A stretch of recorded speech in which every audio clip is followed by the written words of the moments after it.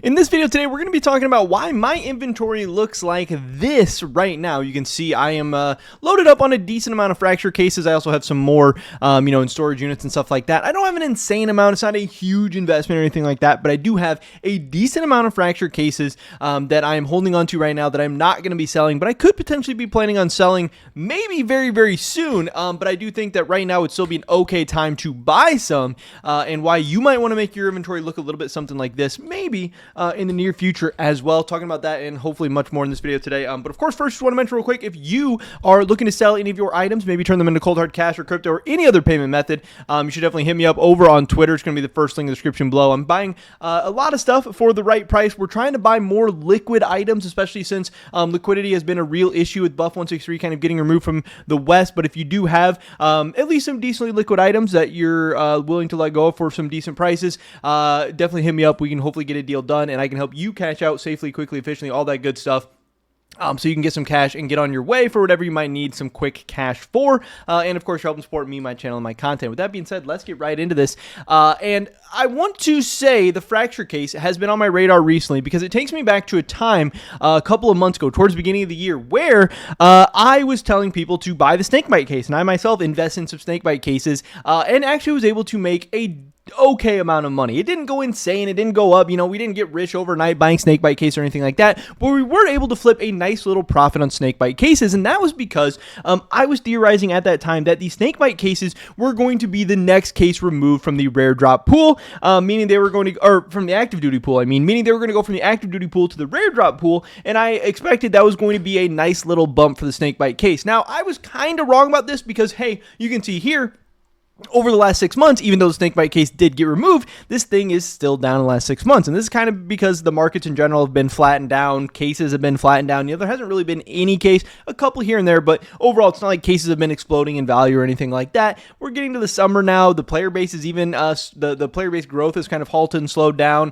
until we get like a real big new content to the game that gets people flooding back in. I don't think case prices are going to go too crazy, but you do see here in the short term, this is when the kilowatt case was announced and the snakebite case was actually removed from that active duty pool and brought to the rare drop pool. Depending on when you bought this, you can see here that the snakebite case went from 17 cents to 27 cents in just the span of a couple days. And the day before it was removed, it went from 21 cents to 27 cents. Now, from 17 to 27, that's going to be a 70% upward tick. And even from some of these other prices like 22 to 27, it's still going to be like a 25% jump. You could have made that amount of money in just a couple of days.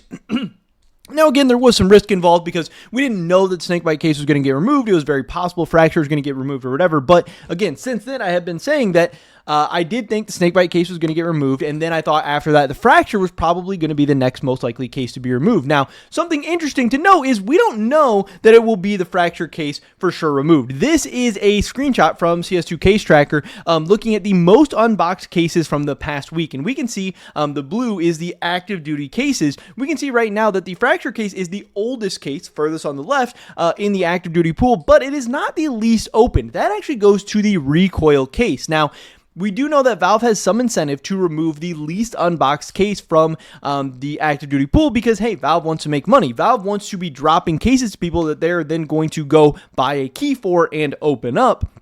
But you can see that the fracture case and the recoil case are actually pretty close. And again, the fracture case has been around for longer.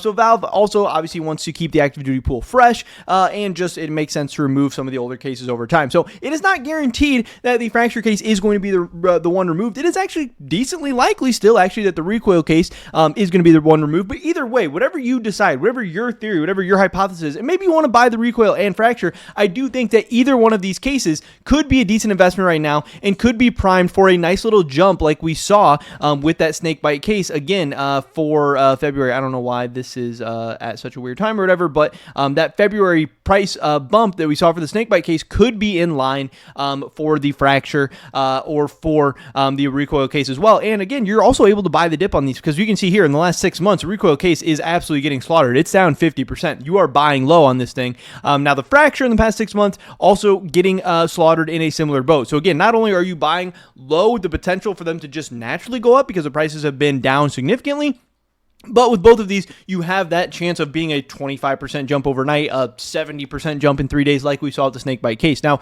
hey, when this thing does get removed from that active duty pool and goes to rare drop pool, you want to sell them pretty quickly after that, because just like we saw at the snakebite case, it's this quick up and then this down over time. But I do think that we are likely to see either one of these removed. Now, we can see here, obviously with the recoil case, they have the gloves, and I believe the revolution case also has the gloves. So if the recoil case did get removed and the revolution case was, then that would leave the revolution case as the only case with gloves in it, depending on if this new case that potentially is going to get dropped has gloves or has knives in it or whatever. We'd have to wait and see, but it's probably going to have knives, I would assume, because it's rumored to be that twin blade knife, which would make me think they probably want to keep the recoil case in the active duty pool, because they probably don't want to just have one case with gloves in it, because you want to have a nice combination between gloves and knives. At least I think so. That makes sense to me. And obviously with the fracture case, we do have the knives being in that. Now, again, one of the reasons I'm talking about this right now is we did have some leaks from those data miners saying, hey, they are working on a new case right now. There are skins hitting like the administrative